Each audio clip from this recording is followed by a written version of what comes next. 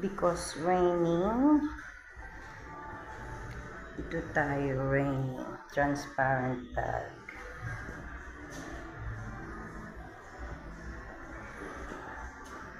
Ito ang kanilang CR dito. Ayan, maganda siya.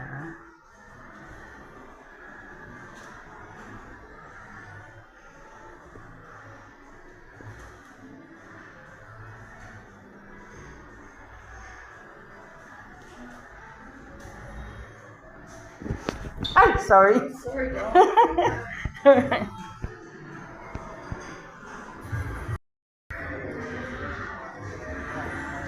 Ganyan siya kalaki dito. Ayan, ganyan siya kalaki.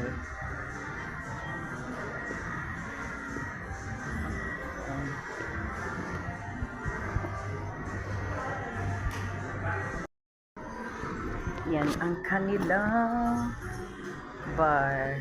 Bar and restaurant pala dito. Yan ang pinaka-bar. Doon ang pinaka-restaurant.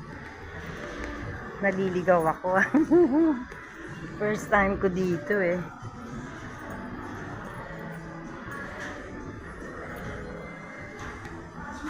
Ayan.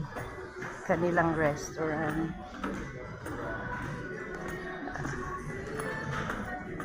I'm going down here. Probably here. The garden. We're going down. This is too slow.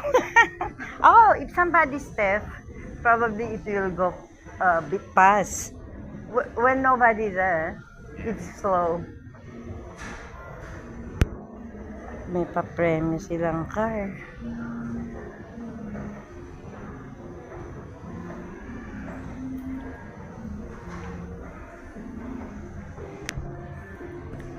Meron sila rito yung mga sagera, guys. Yung Anzac Day.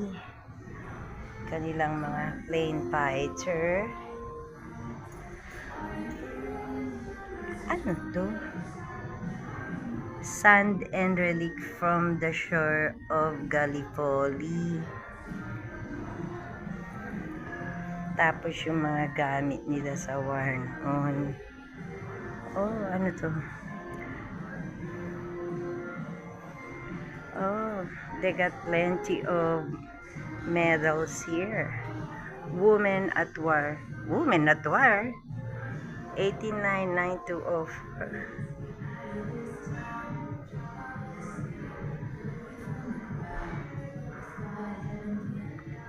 Yan, mga medal nila.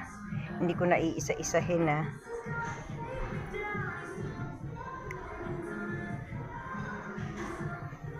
Yan ang kanilang mga medal. Ayan.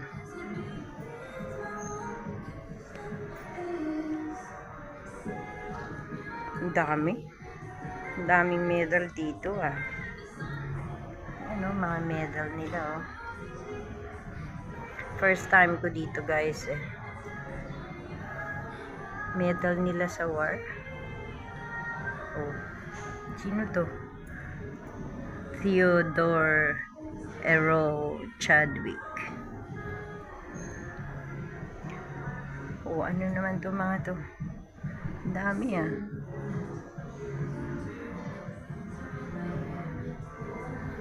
Ay. Mga antika. Ito siguro yung mga nurse. Air navigation orders. Standard gunnery note air crew.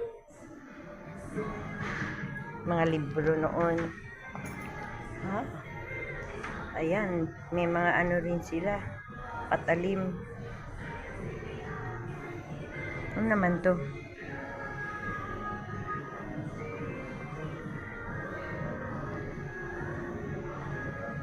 Ayan yung mga sombrero nila noon. Gamit nila sa war. At yung mga uniform, ay yung mga boots nila. Ano yun?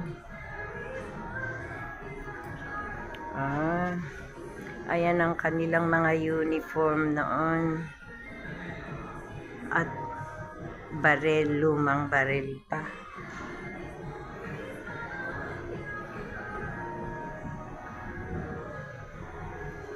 Ayan ang kanilang mga old armor. Ay, lalagyan ng tubig yan, no? Mga kutsi-kutsilyo. Ayan, mga sombrero nila noon.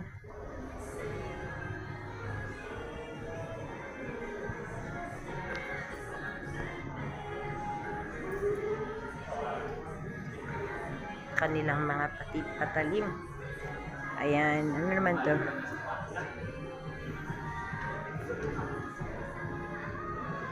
House dyan. Hindi ba saxophone yan? Ayan, mga lalagyan nila ng tubig noon, no? Yung mga antik-antik na. Siguro ayan mga memo note. Mga antik na guys.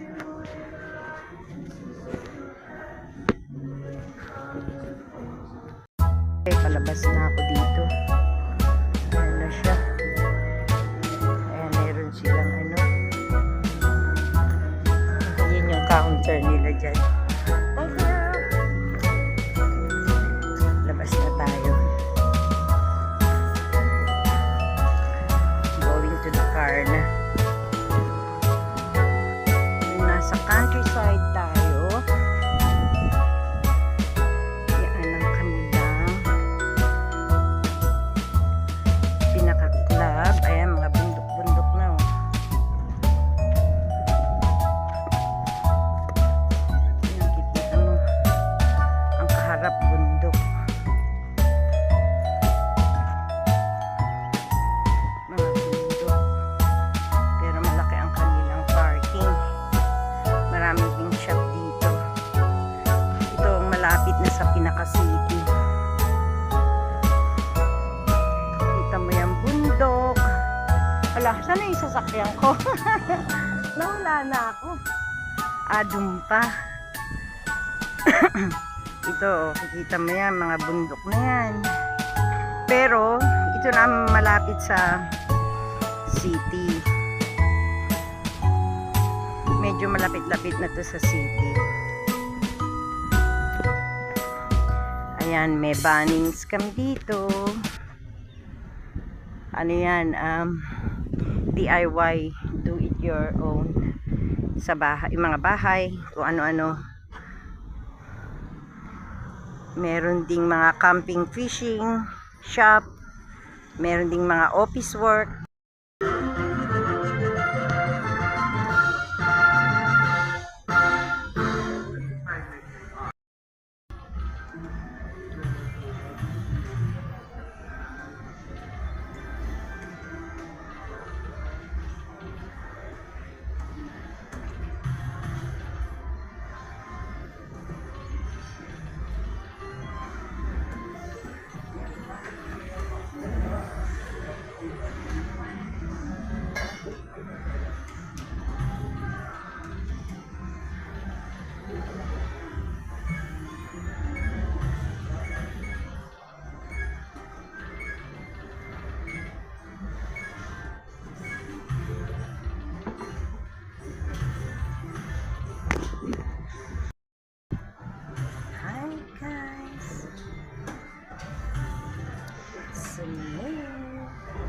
Ang ganda ng mga ilaw dito. Having coffee here. Having a drink.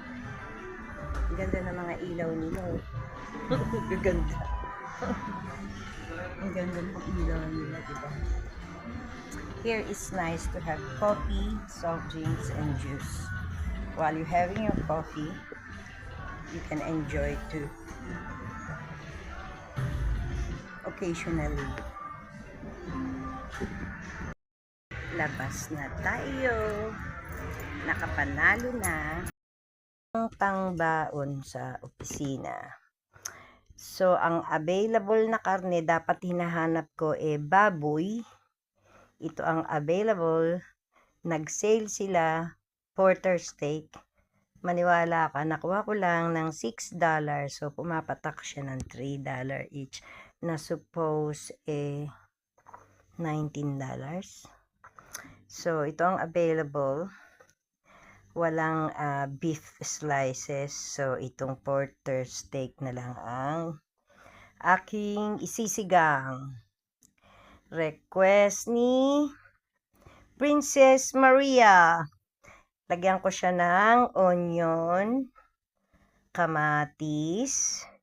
Wala rin ako nakitang mga ibang green leafy doon sa huling shop na pinuntahan ko. So, ito na lang ang ilalagay ko. Baby spinach. Tapos, kahapon nakabili ko ng mga mahahabang sili. Ayan, lagay ko rin siya sa sinigang. Siling green, siling pula, at bilog na eggplant. So, ayan, pwede rin yan sa sinigang. So, kahit papano, maraming gulay na mailalagay. Ayan. Yan ang sinigang pangbaon.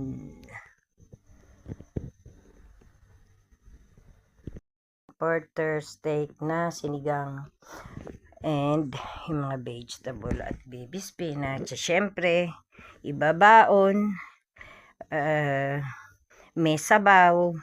So, kailangan meron kang container na ganito. Flash siya na para mainit pa pag kinain sa lunch break. Isa naman to, ito naman para sa rice. Isa sa rice, flash siya. Isa sa rice, isa sa pangsabaw. Nakuha ko lang to today. Itong isang ito, nag-sale siya sa, dati siyang $20. Nag-sale siya sa $11.50. So, ano siya nakasulat? Food Flash. Ikina. Japanese to, di ba? Stylish on the go. Keep food hot for 6 hours. Test natin to. Include reusable folding spoon. So, Ikina, sound Japanese sa akin to. Stylish on the go. Keep food hot for 6 hours. Itetest natin kung talagang totoong 6 hours siya. So, ngayon, kakukuha ko lang nito dahil nga nag-request ng sinigang. Ito ang kanyang cover. Ito ang kanyang spoon. Included spoon nga Ayan ang spoon niya, guys. Ay! Huhugasan ko pa naman to. Teka, sandali. Ibubuka ko lang siya. Paano ba ibubuka to? Diyan nga muna kayo sa gulay. Paano ba may lock siya? Paano ibubuka to? Baka masira ako pa to. Ayun. Nakafold siya. Paano to? Ayun. Ang ganda niya. Ayan, guys. Nakafold siya ng 3. Kaya ayan, yan ang kanyang joint. Yan ang kanyang joint. Napofold ng, paano nga ba?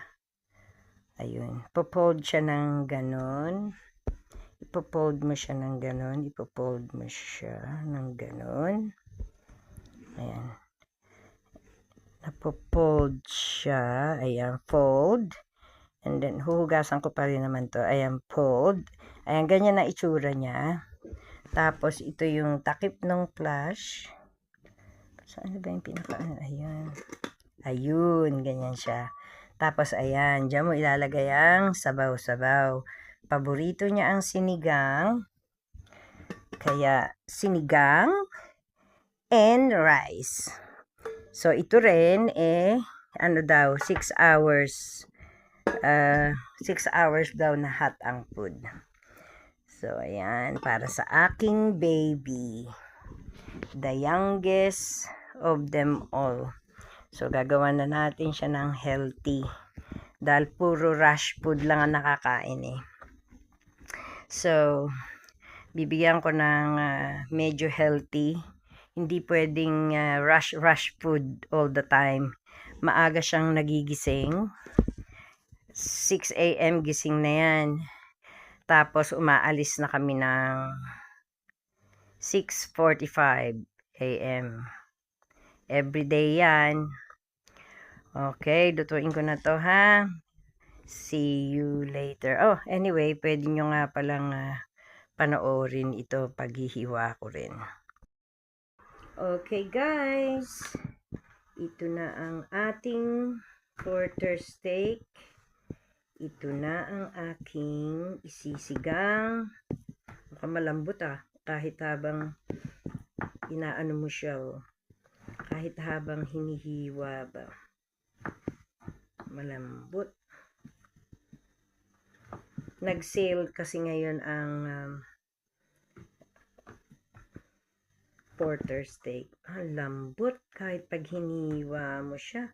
So, ibig sabihin, masarap na ito. Itong steak na to.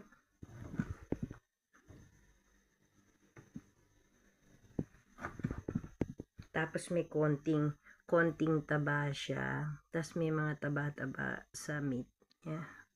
Yan ang porter steak.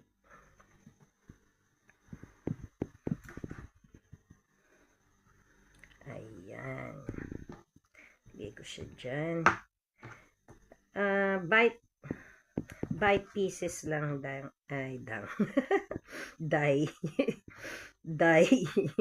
guys. Naging die na.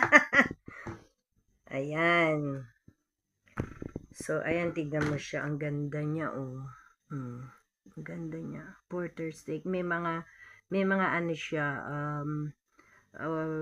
pat siya sa in between ng red meat. So, ikakat ko lang siya ng bit pieces para madaling maluto. Lambot. Lambot nito Ganito kaya ang wagyu? Parang wagyu to Ganyan siya. So, masarap isigang to.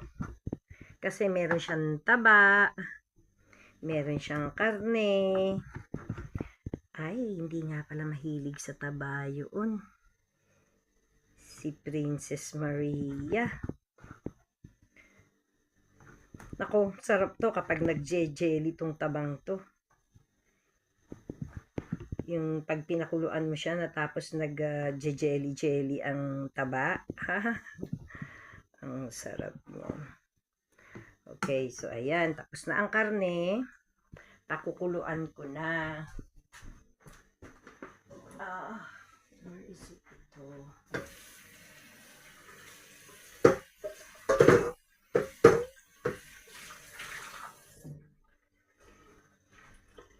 Ito na lang ang gagamitin ko.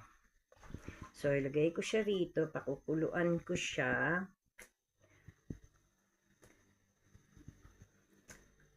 Pinat dry ko na yan. Ayan itong to. Tapos babanlawan ko.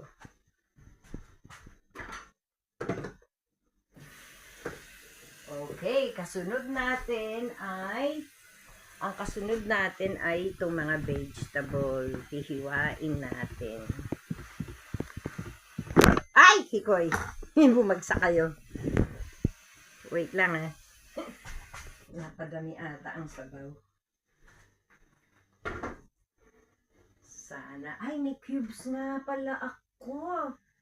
Patay kang bata ka. Nailagay kaya ang cubes ko. Hala.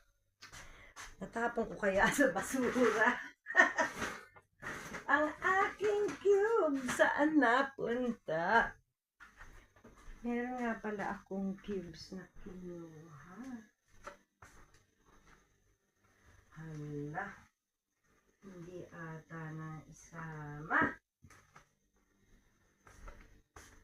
patay. Hindi ata naisama. Ngayon, okay, bago natin hiwain yung vegetable, kinuhaan ko rin si daughter ng Olay. Olay na, ano to? Foaming cleanser siya. Nag-ano siya, half price. Olay. Yan, Olay. Foaming cleanser. Nag-half price siya. Tapos kumuha ako ng pangkulay ko ulit. Ayan. I-refresh ko yung hair color ko. Ano siya? Nutrice. Okay. Ito para kay daughter sa face wash niya. Ito para sa hair ko.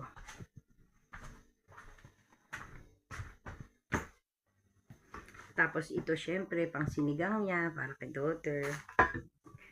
Okay, start na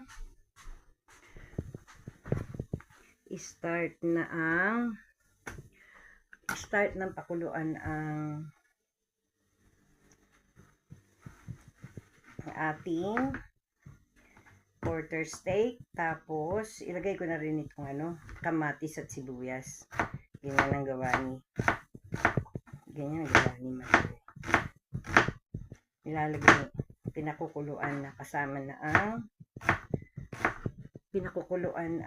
meat na kasama na ang hindi ko na ginigisa ha. Pinakukuluan ng meat kasama ang onion at kamatis para lumasa na, diba? Ayan, lagay ko na siya doon. Ayan. Lagay na ang sibuyas. Tapos, lagay na natin ang kamatis.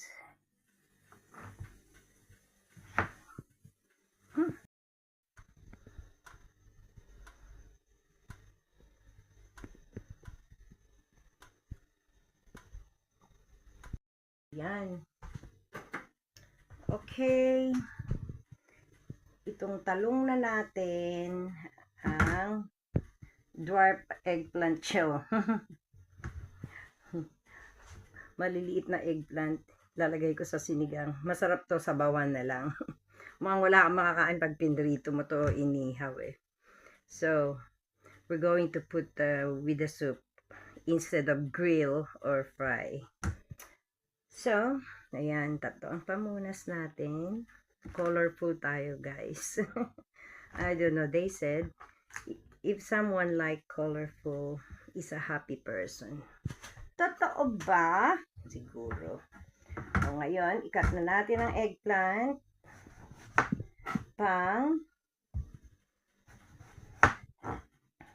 Cut natin ang eggplant pang sinigang.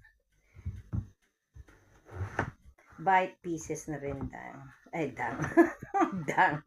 bite pieces na rin ang gagawin natin. Ayan. Ayan, mga cubes siya. Cube ko na gagawin para isang subuan. Ayan. Paano ba ginawa ko? Ayan. Cube ko na siya para 1 bite pieces.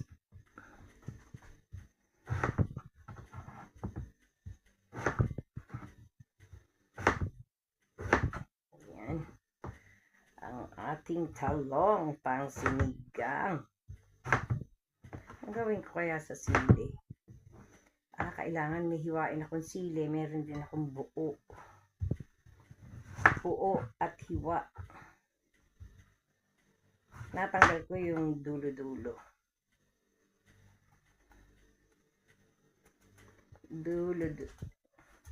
Dulo-dulo. It's a dwarf eggplant, guys. Cut in a half. And then, okay, recording tayo. Cut in a tree. And then, cut in a tree. 3 cuts and para yan, cube na siya. Ayan. Kinube ko na lang 1 bite kasi kailangan ilagay natin dito, di ba? I-spoon. So madali siyang ilabas sa flash. At kasya sa spoon pag in-spoon mo sa soup. O, di ba? Ayan, cube lang siya. Okay.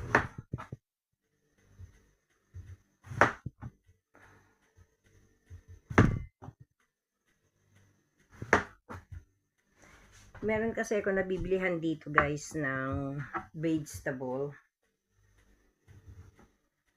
May time mura ko siyang nakukuha.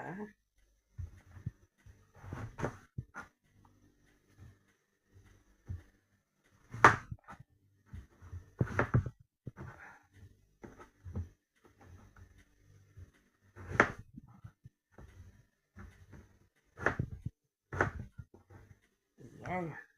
Ating eggplant.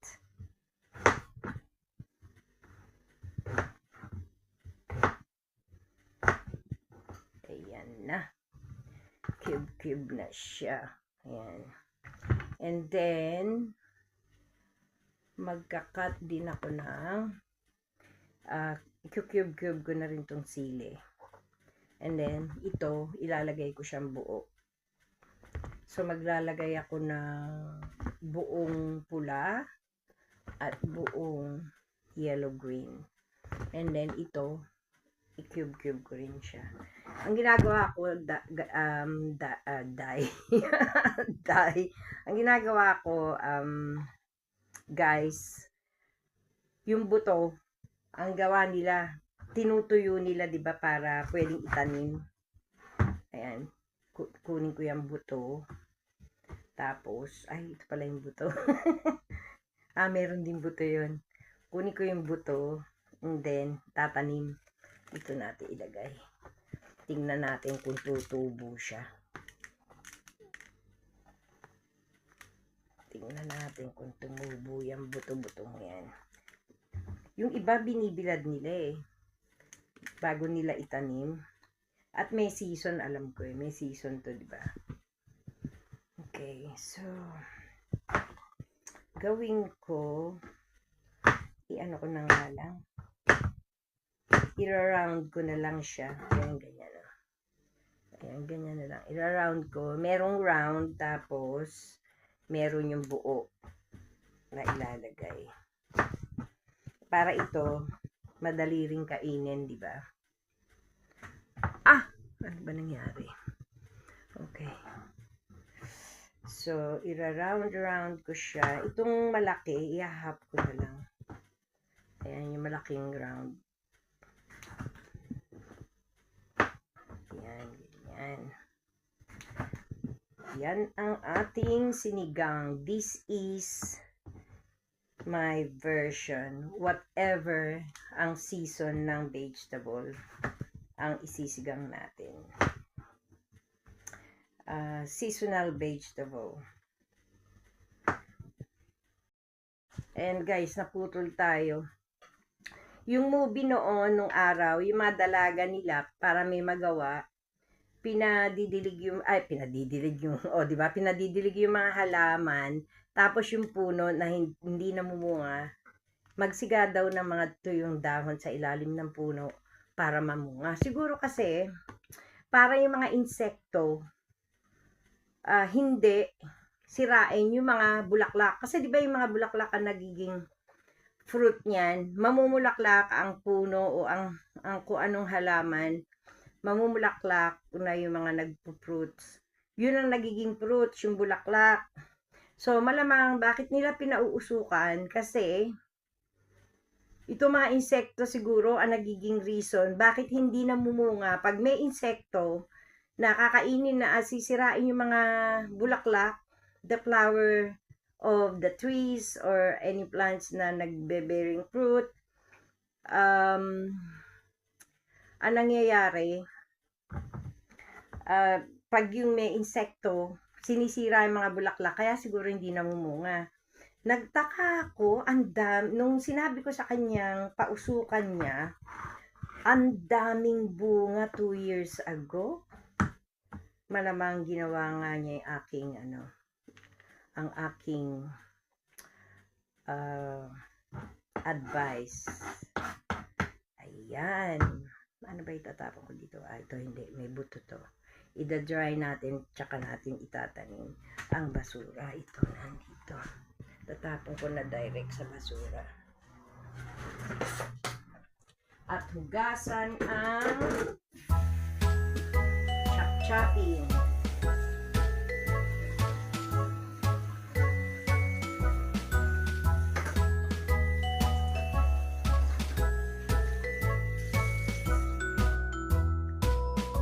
Ayan na. Meron akong kinat at meron akong